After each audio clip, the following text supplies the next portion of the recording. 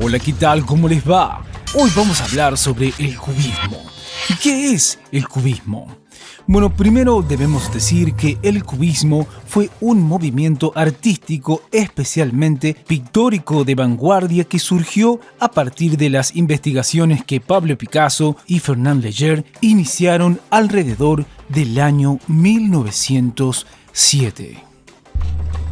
También debemos decir que estos artistas sostenían que la pintura había privilegiado la representación de fenómenos y narraciones y había dejado de lado la pura forma de los objetos. También debemos mencionar que, por lo tanto, buscaron eliminar del cuadro cualquier elemento que despertara la imaginación o generara emociones o sentimientos. Otro dato que debemos decir es que estos señores buscaban analizar objetivamente la forma de los elementos eliminando referencias ajenas al cuadro en sí mismo, como la representación del espacio o los volúmenes. Continuemos hablando un poco más sobre el cubismo, particularmente hablar sobre el origen del término. Bueno, decir que el nombre cubismo fue acuñado por Louis Boussel, crítico francés, sobre una de las obras de Braque, más precisamente Mission al Stake.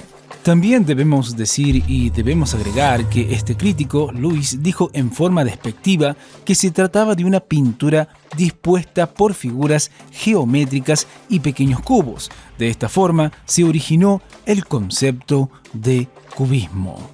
Continuemos hablando un poco más sobre el cubismo, particularmente hablar sobre sus características. Bueno, entre sus características debemos mencionar que trata la naturaleza o los paisajes con formas geométricas, así que vienen a ser representados por objetos en todos sus ángulos en el mismo plano, formando una figura en 3 dimensiones.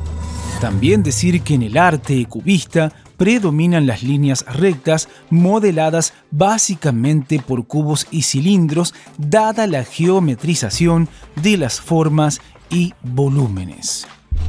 Otra característica es que esta técnica, que renuncia a la perspectiva, así como al claroscuro, y que comienza a usar colores neutros, predominando el blanco, el negro y el gris, el marrón y el ocre, causa sensación de pintura escultórica.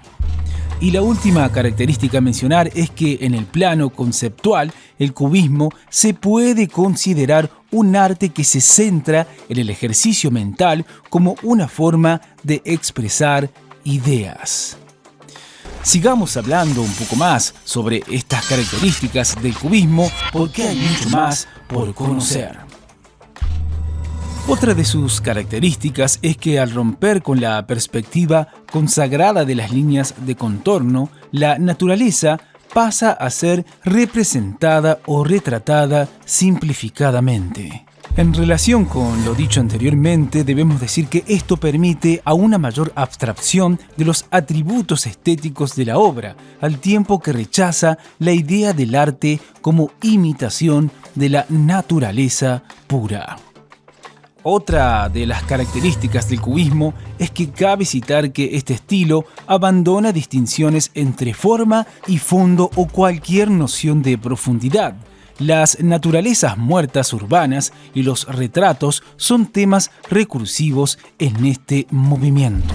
Y por último, decir que además se empieza a descomponer las imágenes en formas geométricas para poder ser representadas en el arte cubista.